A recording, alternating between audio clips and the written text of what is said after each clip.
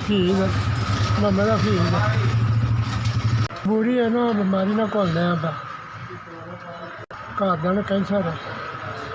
ਉਹਦਾ ਮੇਰੀ ਬੀਵੀ ਨੂੰ ਕੈਂਸਰ ਦਾ ਆਪਰੇਸ਼ਨ ਕਰਾਇਆ ਤਾਂ ਛੁਆਵਾਂ ਲਵਾਉਂਦੇ ਆ ਆਪਰੇਸ਼ਨ ਕਰਾਇਆ ਇਹਨਾਂ ਦੇ ਵਿੱਚ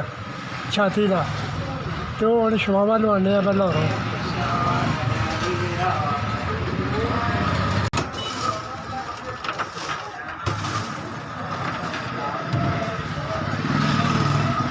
ਉਹਨਾਂ ਨੂੰ ਡੇਢ 2 ਸਾਲ ਹੋ ਚੱਲੇ ਨੇ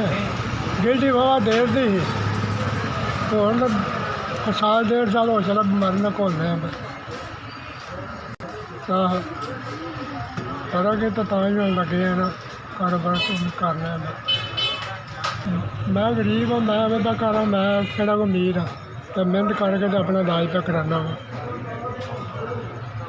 ਇਹੀ ਪਰੇਸ਼ਾਨੀ ਹੈ ਕਿ ਹੋਰ ਕੀ ਹੈ ਜਿਹਦੇ ਵਾਸਤੇ ਕਰਨੇ ਆ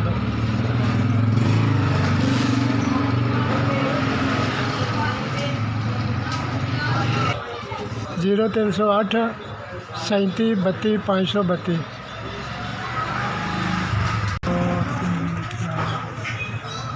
4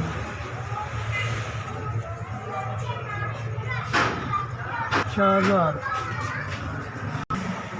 जिन्हें भी 4000 भेजा है अल्लाह ताला ने हर कारोबारी बरकत पाए चलो जिन्हें मैंने 4000 भेजा अल्लाह ताला ने तंदुरुस्ती दे और कारोबारी बरकत पाए हर मुश्किल आसान फरमाए इजाफा करे और कारोबार मैं गरीब हाँ मेरी बीवी जी 4 दिन दवाइयाँ आ जाए शुक्रगुजार हाँ मैं SVS ਤੁਹਾਡੀ ਬੜੀ ਮਿਹਰਬਾਨੀ ਜਿਹਨੇ ਤੁਹਾਡੀ ਖਿਦਮਤ ਕੀਤੀ ਸਾਡੀ